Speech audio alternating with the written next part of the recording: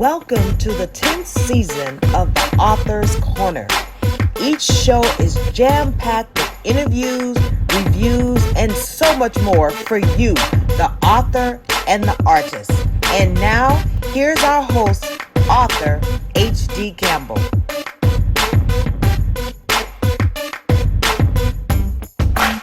This is H.D. Campbell. Welcome to the Author's Corner. I'm about to enter Disney Hollywood Studios. We're about to do our fast passes. We'll be doing our day for the park today. I got two amazing authors, a lot of advice, and a very big share. So, when we come back, we'll have our first author and a tour of Hollywood Studios.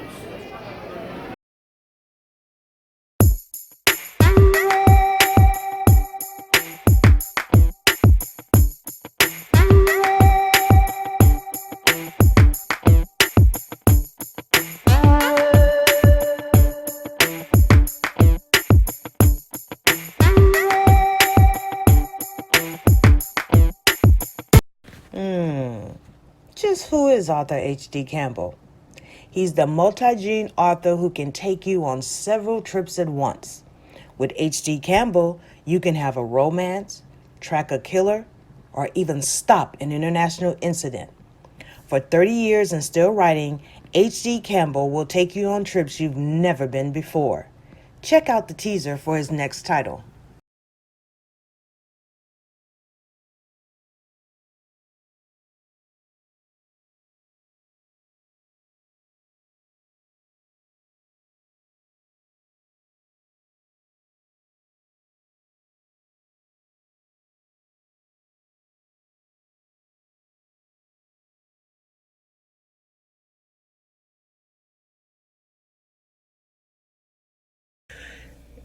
You don't know me, but trust me, your husband does. Whether he's willingly wants me or not, he will have me. And there is nothing, absolutely nothing you can do about it. Just check out what I can do, because none of you women with loyal husbands are safe. Trust me on that.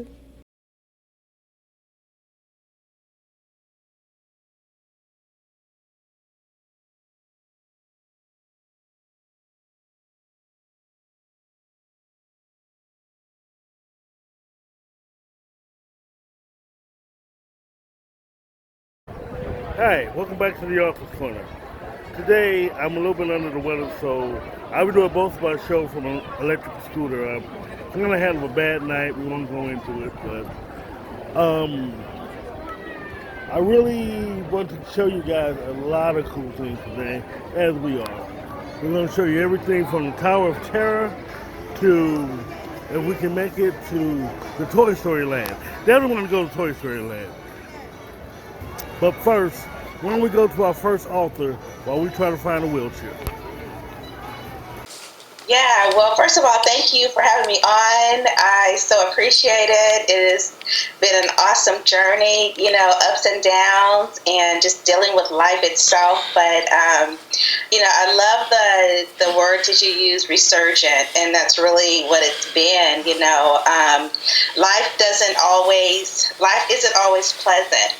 And so, when blows come, you can either lie down and let the blow overtake you, or you learn to, arise from it. And so that's what God has enabled me to do. And so since we've talked, it's been so long. And so some of the things that I've been doing since then, it really has been, reestablishing myself in my business, which is my virtual book tours that I do. And that's a platform that I use to help aspiring authors gain exposure and introduce their books to other readers. And so that's an online service that I provide for any author, really, who have a book out or on the process of releasing a book. So I give them that platform to get that exposure so that people can know who they are and introduce their books to new readers.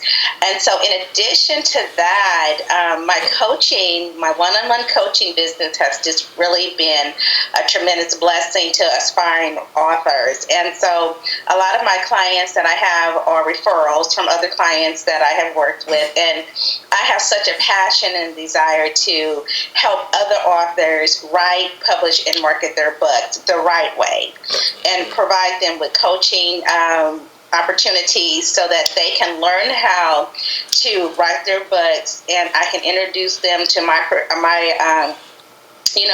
professional team of editors and copy designers and interior designers, and really teach them about this industry. One of the things as a coach I've learned is that a lot of authors, they want to be first-time authors. They have a passion to be writers, but they don't want to learn the industry, and they just want to write a book, without getting the guidance. And, I tell them, look, you either learn the industry or you hire someone that's going to teach you how to do it the right way. And so I'm really blessed to be able to be working with some great aspiring writers who are teachable. They're teachable. They want to learn it the right way. They want to do and have a book that's really, published. And what I tell them is that you can be a self-published author, but your book doesn't have to look like it's been self-published. And so I emphasize that with them. So my one-on-one coaching has just been a tremendous blessing for me to be able to impart in other aspiring writers, and then also to just help them be released into the industry as published authors. So that's one thing that I have done that has been just a resurgence in my ability to be able to help other authors. And then in addition to that, in 2020, I'm actually going to be launching my online course, my school, which is called Storytellers Academy. Ooh. And it's going to be a portal that's going to be used to be able to help market, promote, and help authors write their books. But it's going to be on a much larger scale. Being online, it's going to be an opportunity for people all over to be able to do what I do one-on-one, so that they can, be published authors as well. It's going to be, my classes are going to be full of PDFs and downloadable documents and videos on how-tos and, how to become a published author, the tips and the tools and the resources that they need to, to launch themselves into this industry. So I'm so looking forward to having Storytellers Academy online. I'm getting away from the one-on-one coaching, because I want to be able to do other things that, God has called me to do. And so that's going to be one avenue in which I'm going to be able to do that. So I'm looking forward to 2020. I've been, networking with a lot of other, not just authors, but business-minded women. That's going to, we're working together so that we can, network and build our businesses up, and we can learn and we can grow from one another. And so I'm really looking forward to 2020 so that my brand can really explode and be what, everything that God's called me to be and to do. Yeah, I want to go back to something you said earlier about publishing the right way, because see, a lot of new authors I've worked with, that many of us have worked with, they have two extremes. Publish the book, make $1 million. They think that it's just that simple and what's supposed to happen. They don't realize you do know we're editors. We have to edit this book, and I'll actually have a client or two who say, "Well, you kind of messing up. How am I messing up your book? And all I'm doing is editing the thing." It's like, my books aren't perfect once they're done. So yes, my book has to be chopped up. So what do you do for the difficult ones who have the very unrealistic view of what it takes to be published? Yeah, you know what? I tell them that, one, they need to be teachable. And if they're not going to be teachable, then they just need to do it themselves. With my clients, I try to forewarn them of that stage of the editing. that when they get their book back, it's going to be all redlined. And I don't want them to be surprised or shocked when they realize that what they've written isn't the best, and that it's the job of the editor to make our books polished. It's the job of the editor to make our book really sound really great, like we really know what we're talking about.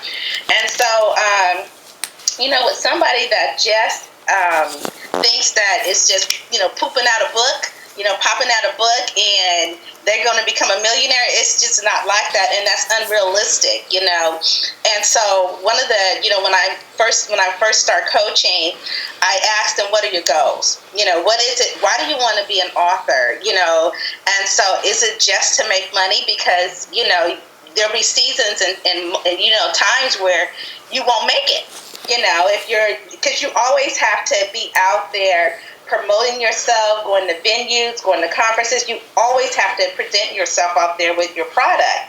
And so, you know what? If somebody is just that difficult, then sometimes, I cut my losses, really, because if they can't allow me to coach them the way that they need to be coached, then I'm not the coach for them. And so they need to probably find somebody else who's going to, give them exactly what they're looking for. But of course, their quality of their product won't be all that great either. So that's how I would handle it. Exactly. Now I'm going to backtrack to you for a second, because you speak from a lot of experience. You have a lot of books yourself. Tell me about a few of your titles. Well, I started out writing nonfiction, so my very first book is entitled That Was Then, This Is Now, This Broken Vessel Restored, and then I wrote a novella, which is called Living Separate Lives, and then I have a novel out there, my first inspirational fiction novel called Secret Places Revealed. So that's three of them. I have a children's book as well called Princess Nevaeh. Right. And then I have another nonfiction book called Completely Whole. Ooh. See, I like that, because you speak from a lot of experience, because you're not just someone who is, well, you're not published yourself. You don't have this going on yourself. But how can you teach me? So see, you speak from a lot of experience. That's how. It's that experience thing. So what made you decide that you really wanted to do coaching and helping other authors? You know what? I think it was because, I had people, I've done workshops. That's really how I started. So I created some workshops that I was able to do, and through the workshops, I teach the process on self-publishing. And so I learned that there are people who can go through the workshops and they can do it themselves. But I also learned that there are people that, even though they go through the workshop, they need accountability. And that's where I would come in. And so because they need the accountability, they need somebody that's going to be there, either weekly, monthly, every 2 weeks, however the time is set, to keep them on track, keep them on target, keep them accountable to their end results. And so when I would do my workshops, people would approach me and they would ask me, can you coach me? Because I can't do it on my own, And so I started taking, clients like that, and then just taking them through the same process that I went through and introducing them to the same people that helped me. And then they learned how to do it. And one thing that I try to teach them and tell them is that I want to teach you in a way that you don't need me the next time you write a book. I'll be there for you for questions, yeah, but I want you to be able to learn how to write your own book the next time, how to go through the process. And so I've been real successful in that. And so, I try to avail myself to those who, need my services, and then help them in the process so that, they can become the authors that they so desire to be. See, I like that. You provide a very good service. And I really like that pretty much. So how long have you been doing this? Oh my God, let's see. I started writing in 2008, and I believe I started coaching in about 2012. And so I've been coaching a while now, And most of my clients are authors who write, transformational stories, nonfiction books. And so that's really been, I've had a couple kinds that I've talked to about, writing children's books as well. But most of my clients have been those who write nonfiction books. Awesome. Is there anyone you won't take on? Any genre you won't take on? At this point, I won't do fiction because even though I have a novella and a fiction novel, I'm not a fiction coach because I don't know that craft as well as I do nonfiction. So I wouldn't, take on a fiction author or a fiction writer, anything that's erotica or anything like that. I play it safe. I deal with, I coach authors where I have been coached before, and that's in nonfiction. And I love being able to do that because I can help them map out their story. I can help them map out those experiences in life that just really resonated within them, things that have really just transformed their lives. And so those are the people that I'm really looking for. Awesome. So, do you have any? Shall I say? Do you have any? Everyone has that one experience or that one experience that just totally woke them up and just say, I'm glad I'm in this business. Do you have one of those? Wow. You know what? It's, when I wrote my first book, I actually had no idea what I was doing. I came in the industry and I didn't know anyone. I had no author friends, so I didn't know anything about writing. But I just knew that was something that God had called me to do just because of the experiences that I had gone through. And I had went through my divorce, and so I wanted to write about that. And so when I finished writing my book, I remember, when you write your first book, you don't think about later in the future. As far as me, I didn't. So here I am on my book. I put my phone number. On your book? On your book? So I put my phone number on my book, and I'm like, oh my God. Oh, wow. Wow. Oh, no. Exactly. I would never do that now, but I did. And so anyways, I put my phone number on my book, and it wasn't really as bad as I thought it could have been because I did get a phone call from a client. Well, not even a client, a fan. And so anyway, she called me, and she doesn't even think that she's going to talk to me. She's thinking, it's somebody else that's going to answer for me. Speak to an assistant or a handler or somebody, right?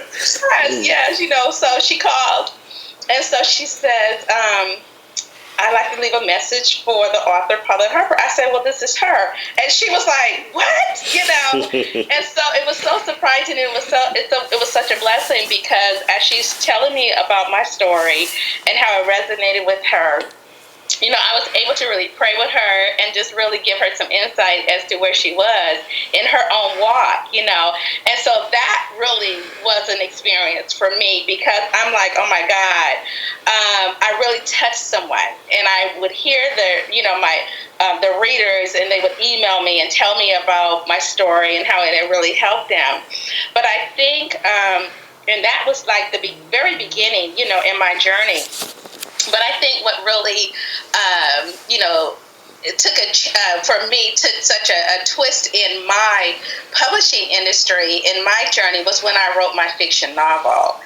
And so when I wrote that, it just opened up so many more opportunities for me, not just to be a fiction writer, but also I've written nonfiction as well. And so when I wrote my fiction novel, just to be able to be in the midst of other awesome fiction writers, that just I learned from, I gleaned from, I just mirrored myself after, as far as trying to learn as much as I possibly could. And so with my fiction novel, it became an award winner. And that in itself was like, oh my God, it was the 2017, it won at the Emma Awards. And so it was the 2017 romance winner for inspirational spiritual romance. And so that in itself was like, oh my God. And I was among some great fiction writers, in that competition. And so that really did such a shift in my confidence, in my ability to really launch myself out there as someone who can really, resonate with that I had another product, and that I could really write a fiction story. And so that really just changed, my perspective in my life, and just been a tremendous blessing for me. See, I love that. Now, with all the good comes the bad. Do you have any horror stories that just made you want to say, forget this, I'm done with this? Wow. You know what? Probably when I wrote my first book. Because I wrote my very first book based on going through my divorce, and I was married to a pastor. And so I took a chance on it. Not that my first book blasted him or anything, In fact, I remember one of my readers, when she read the book, she said, I was looking for you to just really slam him. I said, no, that's not my character. It's about me. It's what God did to me, in my life. But that really was like an eye-opener for me because, when you're writing fiction, and these are stories that have hurt you, people that have hurt you, when you're writing these kind of stories. And so you really have to be careful how you convey that. And so, for me, when I wrote that book, and people knew who I was married to, and they knew, and as they read it, they could just kind of put pieces together. And so I remember when, when the book came out, and it was like, oh my God, did I do the right thing? Because even though I was healed from it, it meant opening up, some levels and some doors, some Pandora boxes for people to say, this is what went on in the pastor's house, So it was really that, and then I've had family members who say to me, don't say nothing about me in your books. Be careful what you say about me. And I'm thinking, I don't even do that. Are you paranoid much? Yeah, that's paranoid, right? People like, don't say it in front of Paulette because she'll put it in her book. And I'm like, you guys are paranoid. I don't even do that. Yeah, so those have been experiences, and I just, I brush it off. Because as a writer, you want to write what you believe that, you want readers to read. It doesn't, you can really write in a way, especially a nonfiction book, you can write it in a way that it really covers people, that it's about you and your experience, and you're not really looking to, to slam anybody, to shade nobody. It's about you and your own personal experiences and what lessons you learned from it. Right. Okay. So now I'm going to fast forward. I'm traumatized you enough with the good and bad. Let's go forward. All right, I'm a new writer. I want to write a book. What can how can you help me? In fact, this is me coming to, I don't know if you're into Star Wars, but this is me coming to you, Obi-Wan, teach me how to be a Jedi. Okay. All right. So, the first thing that I do is I give I offer a chat with anyone that wants to use my services, and I find out what kind of story it is that they want to write. And so from that point on, I ask them, why do you want to write? What is it about your story that you want people to know, and what are your goals and what are your reasons for wanting to write? And so once we establish that, and they're, I want to write this book and whatnot, and you tell me, okay, this is what I want to do, And so the first thing that I do is once we get the story, the story that they want to write, I teach them how, and I would teach you how to map out your story. 3 or 4 points, 3 or 5 points in your book, key points that you want to write about, And so mapping really is an outline for any writer. It's an outline. It's what you want in your book. So we go through this mapping process or this outline of your story so that you as the writer, you know exactly what you're going to write in every chapter. And so when you map out your story, you outline it, it makes it so much easier for any writer to write their books because they already have a clear goal and a clear vision, and they're clearly focused on what they're going to write about in that particular chapter. And I use my example, I use myself as an example.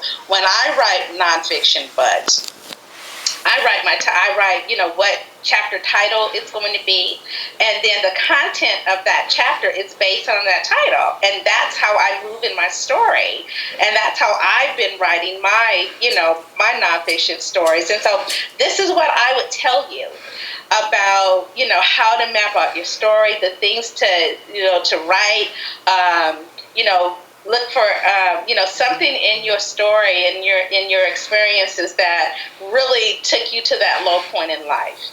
And so from that, it's now building on to what lessons did you learn in life. And so we learn how to craft our story, and this is what I basically would tell you how to craft your story. Okay. Now I'm going to move a little forward because I'm actually going to do a little vocabulary terms here. Oh my God. For those who don't know, what exactly is a blog tour? Okay, so great. So a virtual book tour, blog tour, as you mentioned, it is when I collaborate with bloggers. And so a virtual book tour is taking your book on a virtual blog tour. That means going from blog to blog. Just like we travel, going from city to city doing these book tours, you will be able to do a blog tour in the same fashion, yet you're just at home. So the bloggers will feature the author on their blogs and introduce their book to their audience of readers that come and visitors that come to their blogs. And so the bloggers are interested in guest articles, they're interested in interviewing the authors, they are interested in posting some excerpts about the book, and so they're interested in maybe if you had a video that you wanted to post on their blogs. So a blog tour gives the author maximum amount of exposure for their book. It introduces them to a new audience. It introduces them to new readers. It avails them the opportunity to make contact with bloggers and go on those blogs. The thing about the bloggers is that they give us the opportunity to be featured on their own blogs. And so these bloggers have thousands and thousands of visitors that come to their blogs. And bloggers are looking for content.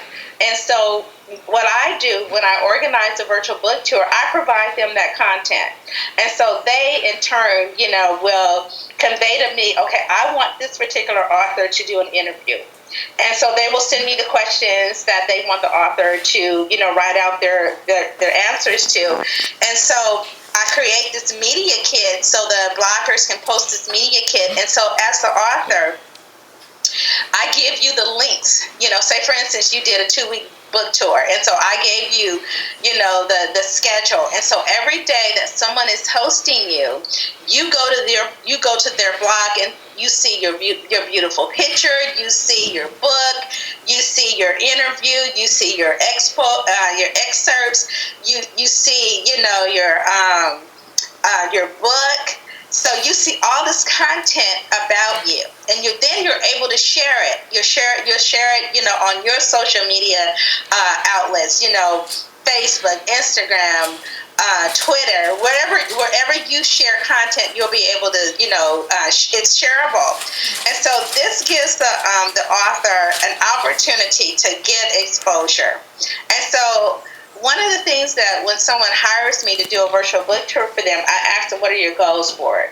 Because sometimes, I've had people, they think that they're going to make all this money on a virtual book tour. And the thing about it is, your book has to be the seller. I provide the opportunity and I provide you the exposure, but your book has to be the seller. At some point, you're going to have to do the work. No, I ain't being cut you off. I'm just saying, at some point, you're going to have to do the work. Yeah, you're going to have to do the work. And so I try my best to connect the book with the blogger. And so, for instance, because I do a lot of nonfiction authors who do their tours, and I do, contemporary as well. And so when I have a nonfiction author that wants to do a virtual book tour, I try to connect them with bloggers who, their readers and their visitors, they like nonfiction books. So that's how I connect the reader or the author with the bloggers. Okay. So now, how would I be able to contact you to set up one? To set up like a session, a tour? How would I contact you?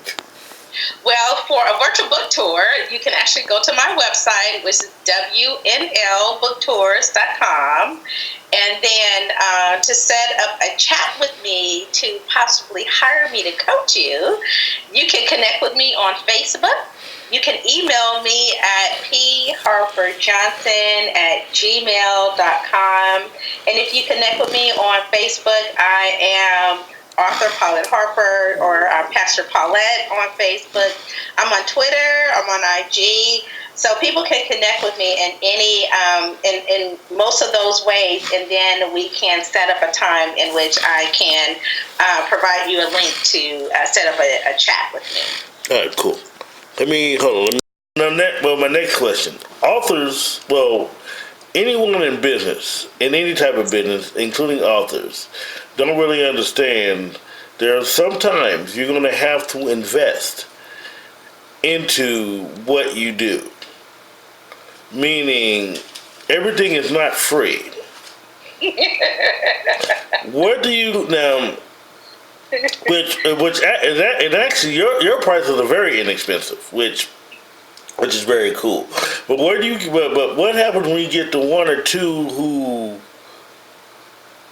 want the discount, or it's like, oh, come on now, you can hook me up, or just get flat out angry. What, that much money? What do you do with that? Well, the first thing you mentioned was about you have to invest in your own business, and you really do, And so that's constantly trying to improve your business and your services that you offer. And so, I've had people who have said, can I get a discount? And I have learned that I just can't discount my services. And I would tell anybody that's in business, don't discount your service, because, people can afford what they can afford. So, if someone comes to me, and for instance, with my coaching. Now, when I first started coaching, I was like, how did I even charge that? Because it was so inexpensive, Mm-hmm. And so, and now I don't charge anything like that. I charge what my value is, and that's what I have to look at, and that's what I tell my clients, that look at the results you're going to get from my services. You are going to become a published author. So that in itself has value, So what you're paying for and what you're investing in me for is the knowledge that I have to get you to where you need to go and where you want to go. And so I don't discount my services anymore, And so I remember when I was doing a virtual book tour, and I wanted to help this author. And so I promoted 2 of her books for the price of 1. All right. And so it didn't turn out very well. And I thought, you know what? I'm helping you, really. You're okay. But yet you really didn't appreciate the fact that I'm promoting 2 of your books, and you only paying me for 1. And so it was still, the person still wasn't appreciative of it. And I learned back then I'm never doing that again, because it never works out, And so now I don't discount anything. It is what it is, and if you don't want to pay it, then that's fine. You're not my client. And so I do that with my books. I do that with my services. And so once I hear, for instance, when I'm doing a initial coaching call with someone who has a potential to be my client, and of course I cover, what my fees are. And sometimes I can hear dead silence when I tell them what I charge, and then they're like, oh, okay, thank you, And so when you have a service and the potential of your client getting to become an author or whatever service that you provide for them, just don't discount it. Because you have to really own your value, and they have to be appreciative of the service and the value that you bring to them. And so I just, if someone comes to me and they say, well, I can't afford it, and I'm like, okay, well, God bless you. That's how I do it. Exactly. Don't get no discount. No, that sort of bothers me all the time. So yeah, I truly do understand that. So, yeah, and you know what? The thing about becoming an author is that, if we give a discount for our services, okay, and then when we tell them no, all they're going to do is go find somebody else, and they won't pay it. Because I know that. I know that there are people who will, just pay somebody else without question. And the sad thing about it is that we do that to each other, okay? I find that more with us in a community, that we're always looking for a discount. If you want to be a published author, pay the price to be a published author. Quit cutting corners on your cover, quit cutting corners on editing, stop cutting corners, and save up your money, save up those coins, and you can make sacrifices to do it, but, sometimes we don't want to make no sacrifices. We just want a discount. Right. I just don't do it. Right. But asking for a discount means you're discounting your own talent as well. So, and I mean on both ends, because they're discounting themselves because they're trying to get a cheap way, and that's not a way to get your book sold. And then also, too, it works both ways, because let's say they don't go through you and their book does get published. They'll be the first ones to get mad to say, if my book is $12, and they'll get mad. You can't give me a discount? No. Just like when you asked this lady for a discount. I mean, now you see how this works. Yeah, it's just unbelievable. I remember when I was doing vending one day, and I had my books out there, and this lady came up to me, and I have a coloring book that I've done as well. And so my coloring book is $20, and it comes with the pencils, the coloring pencils. And so she came up to me. She asked me about, my coloring book, and I told her that it was $20. And she said to me, well, I don't think it's worth $20. And I'm like, then you're not my client. Right. Period. I said, because if you thought about what it takes to write, any book, and do a coloring book on top of that, you wouldn't ask for a discount. And I said, people that want to support my books and want to support me as an author, then they're just going to ask me how much it is, and here you go, because I want to support you. They're not looking for a discount. So if you at my table, you looking for a discount, you might as well go on, because you're not going to get no discount here. And that's how I left it. Okay. And then I truly understand. So my next question is, how can I buy your books? How can I get to know you on a personal level? Yeah, okay. So my books are on Amazon. They're on Barnes & Nobles. You can go to my website, which is PauletteHarper.com. You can see all my books there, and then also my services as well. Okay. Wonderful, wonderful, wonderful. So this is where, I try to give authors the final word on as far as they want to give a shout out, do they have any advice to give, but whatever it is, the floor is yours. Oh my goodness. So first, thank you so much for having me. And I just really want to encourage all of those who, aspiring writers who want to publish a book, do it right. Don't just want to be rushing to be an author. Learn the industry. Hire a coach. Hire someone that you can trust, who have references and who have, the experience to be able to teach you and to, show you how to become a published author. And then also, I want to let you know that, you have to think it's more than just writing a book and having, being a published author. It's the other opportunities that come. It's the other doors that your book can just really offer you, And so as an author who has been writing since 2008, this industry has changed over and over and over again. Yes. And so I've learned how to evolve. I've learned how to grow. I've learned how to just really position myself to be able to be in a place where I can help other authors. And so I would just encourage anyone who has a passion and desire to write a book, first learn the industry. Learn what it takes to really be an author. It's more than just saying I'm an author. It really is. And so those of you who want to reach out to me, I would love to chat with you about your book, about my services, and then also about my virtual book tours, if I can help you promote and market your book as well. Awesome. Well, let me say you're very professional. I talk about you all the time to people. I talk about your services all the time to people. You are so awesome, and thank you for speaking with us at the Authors Corner. Well, I appreciate this. Thank you so much, HD. I appreciate you. That is no problem.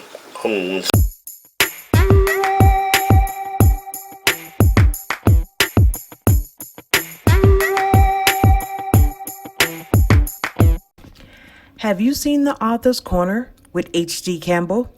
It's the best show you're not watching. Every week we have authors, editors, artists, and others from various industries.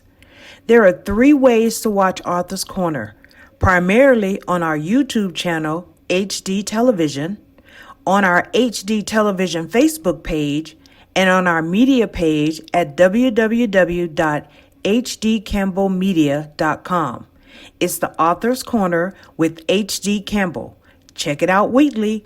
And as always, let your writing fuel your spirit. And God bless you. In 3, 2, 1. We're about to enter Muppet Vision, which is now playing right now in a theater near you. While we do that, when we go on to our next author, and I give you some highlights later of Muppet Vision.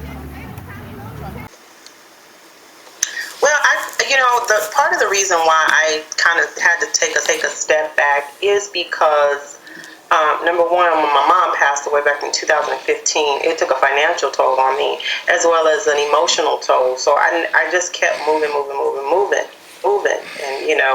and in the process of helping my children, helping my family, trying to get things together. My aunt got ill, so I went to Arizona to take care of her for a few weeks, and I just felt like there was one thing after another. So I said, you know what? I need to take a step back, focus on this aspect of it, get myself together, and I wanted to create something different. I wanted to create something different. So writer's block has always been on the table. I just wasn't able to find, I even went to Florida so I could, to hang out, so I could get some filming done. But my filmographer, he never stepped up to the plate. So it wasn't a waste of time because I had a beautiful time while I was there. But I didn't get any filming done, which really frustrated me a little bit. But I said, everything happens for a reason. God, will move me. Let me move on. I ended up in Georgia for a little while, where I met Pastor Johnny Porter, which was amazing. Him and his family basically welcomed me like I was part of the family. So I kind of just been roaming around a little bit, but I felt like my creativity wasn't enough for me to hit the stage because, I performed in the church in Texas, but because they were not familiar with me and asking me to hit that stage, people were caught off guard by my, it wasn't political. It wasn't seductive either. So, but it wasn't political. It was relationship based. And when you're in a church, I don't think they're ready for that. And this is funny because where I started actually performing my poetry before somebody asked me to hit a stage, I was doing it in the church. The church just wasn't ready for my kind of poetry. They're looking for the spoken word, the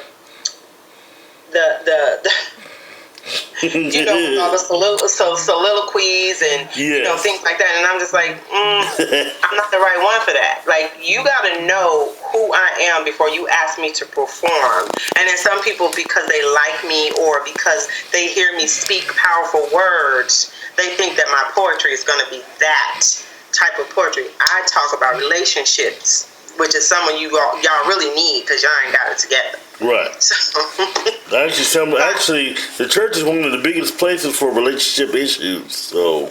Absolutely. So I just kind of took a step back. I said, you know what? I need to take a look at where it is I want to go with this, with my poetry. Not spoken words, y'all. I'm a poet. I do poetry, not spoken word. So I have to make that clear because I think a lot of times that's what people are expecting when I hit the stage, and that's just not, you know, unless they've already heard me or they know what it is I do. So I said, let me take a step back, focus on what it is I want to do, and then I'm trying to promote myself differently, you know, because it's just me. So I had to make sure that what I'm doing is what I want to be promoting myself and where I want to be and how I want to be promoted. So, yeah, that's why I took a little hiatus. Okay. Well, fast forward to now. So you're back out there. You're going to do a few cities. You got a new project to promote. Tell us about the new project. So the new project is not. There is some poetry in the book, but it is not about the poetry. It is about life in itself. It is about people like me who have those breakups with God, and they either don't know how to get back on or they just don't get back on.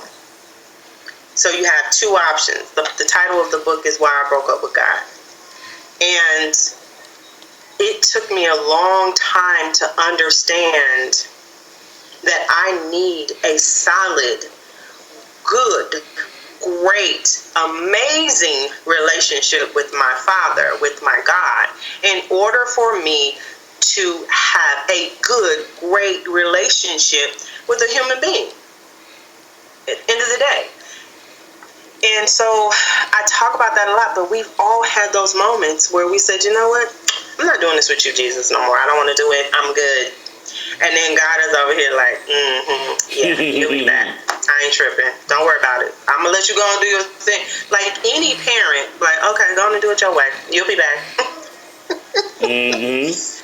And he's right, because we always, for the most part, we always come back, whether it be in our very last days when we be like, oh, God, help me, you know, or we've been praying up, or we've trying to been figured out, and some people don't even know. Like, I called one of my friends the other day, and I texted him, and I said, hey, I need to talk to you for a second.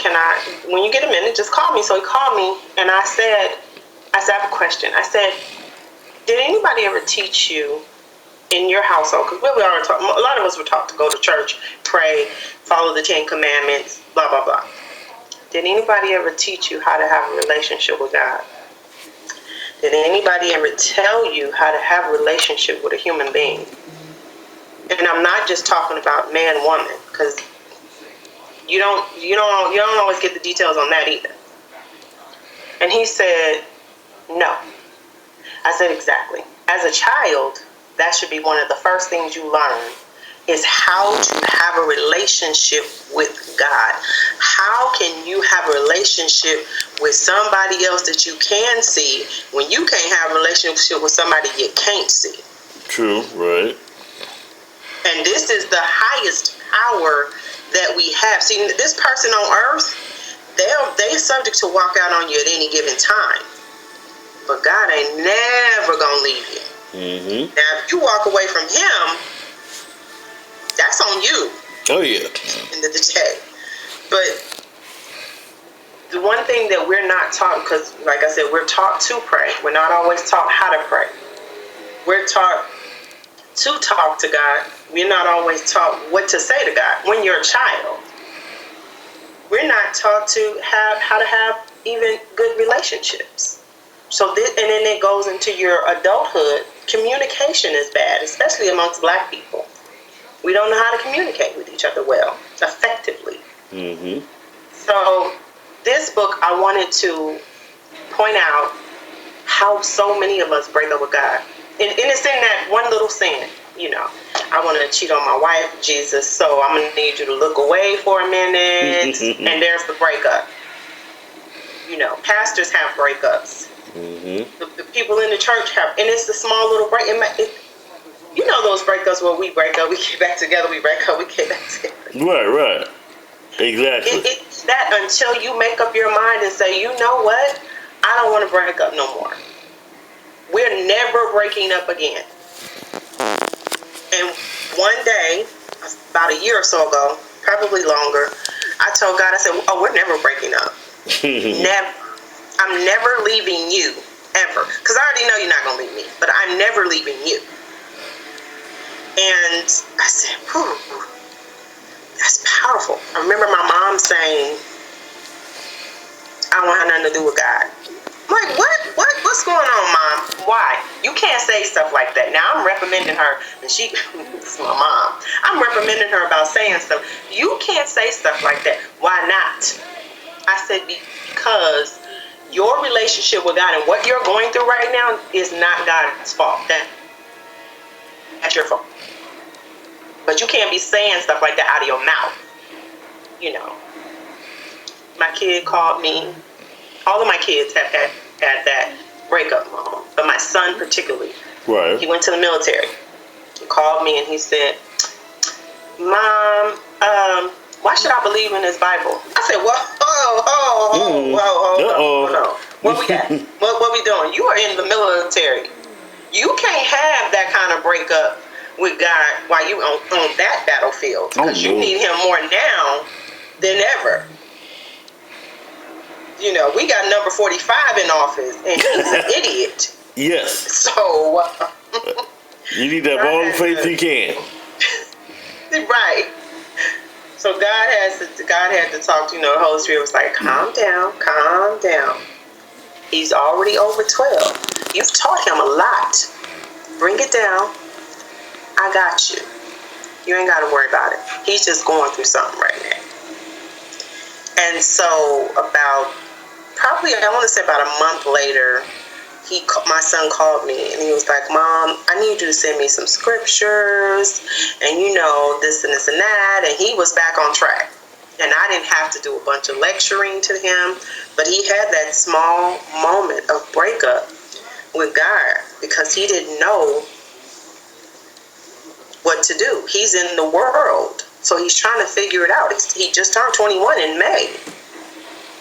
You know, so he went into the military right after high school at 18. And at 19, he's having doubts. So I was like, yeah, we can't be having these kind of Right. So no. So it's just when everybody around you was having breakups. I broke up with God came about. Right. So yeah, everybody around you is having these breakup moments. It's like, hey, what's going on? It's like everybody, but you know, that's a test for you as well to see how you would advise the situation. Oh, absolutely. Because I remember, and see, he wasn't the only one. My oldest daughter, my youngest daughter, she went so far as to start practicing. She started studying theology in school, and so she started having her thoughts, her separation. And it got to the point, and I don't even think she realizes it, but she got sick. Her anxiety kicked in. And then, you know, she started having mental issues within her own mind. And I didn't know how to help her. But I flew down from Florida to California to be here with my baby to help her. And probably she was like, Mom, I just need you to pray for me because I know, God hears your prayers. I don't know what to do. Da, da, da, da. No problem. I'm here. Let's pray together. I'm going to pray for you. Here we are. Probably a few months later, she went and sought counseling, and they were trying to put her on some anxiety pills. I said, don't take those pills. She's like, well, Mom, I don't know what to do. I took one. I said, okay, you took one. Fine. Put the rest away. Because like a good friend of mine always say, side effects include. Right. Yeah, you don't want that. Yeah, you definitely don't want that. Right. I didn't want her to get addicted, and I didn't want her thinking she had to have those pills or she couldn't function. I said, you can function just fine. You know what's about you have a heartbreak, and she was going through a relationship issue. I said, it's called heartbreak, and you'll get over it, but you gotta trust that God is gonna get you through it, or else you're not. You're gonna let the devil win, and that is not what God would have you do. So a few months later, of course, she was fine. That was a couple of years ago. So she's great now. Has never had an anxiety attack ever again. And she's not taking the medication. So, like I said, all of my kids have gone through that, and I've had time to and my answer is always, because my oldest daughter said that she wasn't gonna go to church, and she didn't want to do about it. This time she was like 17 or something. And my youngest daughter was like, Mom, so you just gonna let her talk like this and da-da-da? I said, Shanae, I've taught you all. I taught her. She knows the Bible. She knows better. She knows who God is. It's out of my hands. It's up to God. And about a month later, my oldest daughter died. So I don't fight those battles that are not mine. I understand. So I truly understand. everybody's had those moments. So are these moments in the book? Or did you put any of these in your book? Oh, they're absolutely in the book. So They are absolutely in the book. Cool. 'Cause I definitely want to read it. I can't wait to read it. So my next question is, how do you intend to? Does this actually have poetry in it where you can actually inspire people, or? Yeah, there's actually I put a few poems actually in the book because I can't help it. I can't help myself. I figured it's mandatory that I put some poetry in this book. So because people love reading your material and everything, but a lot of people respond to the poetry because that's how talented you are. And no matter how many hiatuses you take, no matter what you do, it'll always come back to the poetry. Thank you. Don't think you're the talented one. I'm good. I couldn't write it without putting some poetry in it. It's hard not to write the poetry. Right. Well, I want to talk to you about physical relationships right now, human relationships. For a long time, you actually preached good relationships, and you shunned a lot of negativity from your love life, which is awesome. So my next question is, how's that affected you both negative and positively? So, my last book that I wrote is Sex, Lies, and BS, which I really didn't promote a lot. However, I had a situation where a guy that I was potentially hanging out with, I'll say it that way, who, you sit down, you have this conversation with a grown person, and he says, okay, let's X, Y, and Z, and I was like, you know what, I'll try something a little different. I'll go ahead and we can hang out and and see what happens. And the one thing I said was, whatever happens, if you change your mind about how you want the dynamics of our relationship to go, please let me know. He didn't do that. He did not do that. And I became so angry because then I started replaying all the crap that I put up with dudes. And then I said to myself, so giving you what you want still ain't the answer. Agreeing to compromise still ain't the answer. Not giving you what you want still ain't the answer. And it made me so angry that I sparked a right that is probably because the subtitle is she disrespectful. Because I went in. And I don't think I sent you any of that poetry, but I sent out some of the poetry, and people, fellas were reading it because I pretty much only sent it to fellas because this is addressed to men, and I wanted their feedback. It got to the point where they were like, "Oh, so we're not friends no more?" Is that what they got from it? Oh yeah, because they thought it was to them personally. No. Well, no, let me keep my commentary out of it. But yes, no, you should not. Why are they putting themselves in this? Oh, you would be surprised. Oh, HD, you'd be so surprised. Because when I sent it, I said, "Let me know what you think." And all of my poetry ends with softly spoken. And I said, "Let me know what you think." And one of my male friends, he unfriended me. Whoa. And I said, "What's going on? We're not friends?" He was like, da-da-da-da. So I called him. I said, What's wrong? Like, you don't like it? I'm so confused because I'm like, what happened? And he said, "Oh, I thought you was talking to me specifically." Da-da-da-da. And I was like, why would I be writing something like that to you? We've never dated. Right. That's what I don't understand why men that never been in a relationship with you is reacting this way.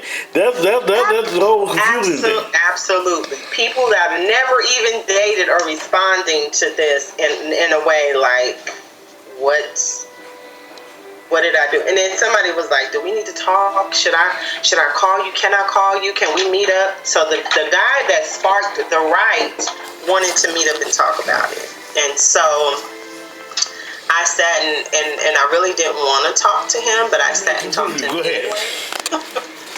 So I sat in front of him. We try not, and I'm very classy, so I try to maintain a certain composure. And he asked me, "I want to talk," and I said, "Yeah." And then he proceeded to tell me some things that I said, "Oh, so, but you couldn't have this conversation with me beforehand, because that would have been the right thing to do." And I let him know that he didn't handle me properly. He said, "What do you mean?" I said, when I say something, I mean it. Right. Especially when it comes to two people agreeing on something or not agreeing on something. Like, if we decided that this is X, Y, and Z we're going to do, then don't change the plans without telling me. Right. Because this involves my life. Exactly. If you say you don't want a burger and you want fries instead, and that's it, then that's something totally different. But this is about my life and my well-being and my safety. So it wasn't important to him. And I basically, the poem is basically about, somebody throwing you away like you're garbage. And it wasn't just him, it was somebody else. Like, one of my friends called me, he was like, "I apologize for, because he had gotten involved in a relationship with somebody else, supposedly. And I didn't care, but it's now you're treating me like I'm nobody. Right. And now that she's not in the picture, now you want to come back over and say, I apologize. I want us to get our friendship back on track." And then I said, "You know what? Okay." And this is a pastor. Rephrase. This was a bishop. And I said, "Okay, that's fine. I'll give you the opportunity." Pastor did this to you? This is a bishop. Yeah. Bishop. Oh my God. Go ahead. And I said, "Okay, I'll give you the opportunity for us to get our friendship back on track, because we were just friends, nothing else." And he might have called me once. I would reach out, not every day, not all the time, but I'll reach out and he just Like, you stood in front of me and asked for my forgiveness. You asked if we could start our friendship over, and I said yeah, and he's disappeared. It's been months since I've spoken to this person, and they're on my Facebook page. You know. Right. So it's like you just thought I was gonna give you some that night. That's why you was doing all this forgiveness. Please forgive me. So I'm out. Right. Thank you. I appreciate hanging out with you. I'm gonna go home now. Right. We can start this relationship. You know, we can start this friendship over. I don't have a problem doing that. Let's do that and see where. So remember, you wanted to start over. Right, because to me, I'm gonna tell you, HD, I don't have a problem with people just leaving and being gone. Just don't come back. I don't care. You know, that's how I feel. Because it takes two people to have a good relationship, and I think for the most part, there are a lot of people who don't understand what that means. Mm-hmm. And when it comes to being a friend, if you're giving me equal friendship, I'm gonna be there to the end. Period. If I see you drifting off and you treating me a certain type of way, I don't care what's going on in your life. We got text message, DM, inbox, and email. You can be on Facebook. You ain't got no damn excuse. Exactly. No excuse. So I'm cutting off family. I'm cutting off friends. I'm cutting off kids. I don't care who you are. You gotta go. If you're not willing to put in the same energy and effort that I'm putting into having this relationship work, I'm not going to keep bending over backwards to keep the relationship, because most of my relationships, what I realized about me, most of my relationships is if I didn't reach out, we would have no relationship. Mm-hmm. They expect you to do all the work. They expect me to do all the work. And I decided that I'm not going to do that anymore. No. and I don't blame you. Now, so call me when the funeral happens, and I'll make sure I'm there. Okay, exactly. Now I just gave you a serious explanation, as to what. Now I'm going to give you a funny explanation. You don't take this one seriously, but okay. A lot of us fell in love with your erotic poetry. So the reason we got personally offended, well, I didn't, because you never sent it to me. The reason we got personally offended was because when you were doing the erotic poetry, we thought you were speaking to us as well. Now, you're doing this, and you're making me feel all that. Now you send me a breakup letter, and we've not been in a relationship. I'm sorry. That is true, but you know what's so funny is that I write more love poetry than anything, and so this is how people end up falling in love with the character they've never met. So, right. And like you said, so we broke up. We're not together no more. Right. We're not. So I've given it all. I've given the sensuality, the sexuality, the erotic. I've given you the love, the romance, and I've given you the breakup. But wait a minute. But on the serious tip, even though we're laughing, on the serious tip, it actually weeds out who your real friends are. Oh, absolutely, and I'm okay with that. And I had to be okay with that. My daughter asked me one day, why do I take things personal when people aren't responding to me the way that I feel that they should be? And at first, of course I gave her my version or my reasoning behind why I felt that way. But then I also had to evaluate myself to ask my own self, why do you feel that way? Mm-hmm. And so as I had explained to her, it stems all the way back to my childhood. Because I wasn't demanding the respect that I deserve. Now I'm demanding the respect that I deserve. And I'm not, if you can't give me what I want the way that I want it, then I don't want it. I prefer you don't give it to me at all. How dare you demand respect when I've been living my life one way with you for all this time. Now all of a sudden you demanding respect from me? What's wrong with you?